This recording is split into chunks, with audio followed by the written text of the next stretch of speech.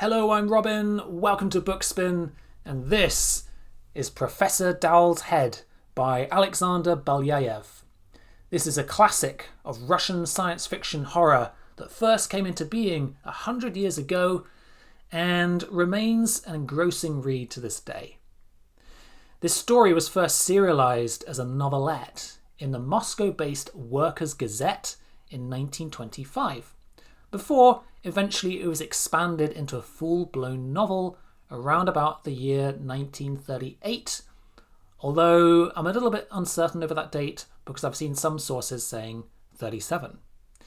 But in any case, I first encountered this story in its shorter version a few years back when I read this wonderful anthology, Red Star Tales, edited by Yvonne Howell.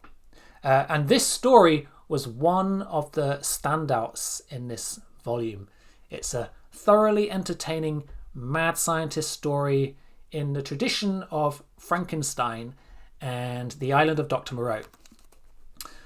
So I was curious to give the novel version a try. I've been meaning to read it for a long time, and I wasn't at all disappointed. So this is the 2021 Carl Engel's translation that I read. There are a couple more translations in English out there.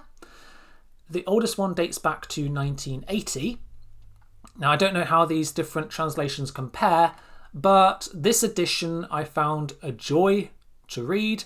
It's very gripping. It's a taut thriller with a very creepy premise, a fast-paced plot, and layers of devious intrigue. But it's also got a very memorable antagonist in the character of Professor Kern, a classic evil genius who is carrying out radical and extremely morally questionable experiments in human surgery in his private clinic. Put all these things together and you've got a cracking sci-fi horror novel. So, the story starts out in 1920s Paris with the main POV character, a young nurse called Marie, and she gets hired by Professor Kern to work as his assistant in his clinic. The true nature of his work is initially unbeknown to her, and upon employment she is sworn to secrecy. She quickly learns, though, that the focus of his research is reanimating human body parts after death, and he's recently made an astonishing breakthrough. He has managed to revive the disembodied head of his former colleague and tutor, Professor Dowell. And he keeps Dowell's head in his clinic alive using various pipes and tools and implements that keep the flow of blood and oxygen to his brain and other cephalic organs. Marie is repulsed by the sight of this head at first, as he would be. But despite his grotesque condition, this head remains conscious, and Professor Dowell finds a way to communicate with her, and over time she manages to build a relationship with him. She learns that Kern has been using Dowell's head to extract scientific knowledge and advice to further his research, while ultimately claiming all of the glory for himself. So that's pretty ethically dubious, you might think, but it gets worse. To expand his research and achieve his ultimate goal, Kern needs more human bodies, and thus he sets about obtaining corpses stolen from the morgue and reviving more heads. So the author describes these revived heads and their experiences upon waking into the world in a very vivid and morbidly compelling way. Among the two new acquisitions that he brings to the lab, one was a farmhand who recently moved to the city, so a kind of country boy, and he was killed in a car accident, while the other was a female singer. Kern is only really interested in obtaining young, healthy bodies for his research, you see. Both of these people died tragically young. And then they find themselves resurrected in this shocking, bodiless state in Kern's lab in the ultimate state of helplessness. They can do absolutely nothing for themselves. They have no powers of locomotion, and they're just kind of stuck in this horrific state. Even death offers no release to them. They can't die, they can't commit suicide. So their only hope is that the professor will eventually provide these two heads with a body in the world's first successful human head transplant, right? Which is a phase 2 of the project, which Kern is certainly interested in. He's very interested in exploring this opportunity, not for any humanitarian reasons, of course, but purely for his own scientific glory and advancement. Ultimately, he wants to unveil his achievements to the world in a grand scientific conference. Like all good mad scientist stories, however, things don't go exactly according to plan. Kern faces all kinds of challenges, scientific and biological, but also personal. Mistrust and resentment accumulate as the heads remain depressed and indignant at their state. And Marie is horrified by Kern's grotesque experiments and his continued exploitation of Professor Dowell, whom she suspects he murdered towards this end. But she is bullied and blackmailed into silence, unable to report him to the authorities, and coerced into her continued subservience. So Marie's situation becomes increasingly precarious as Kern employs new lengths of manipulation and deviousness to control her. He makes new breakthroughs in his research. The suspense thickens, and some unexpected developments throw a spanner in the works.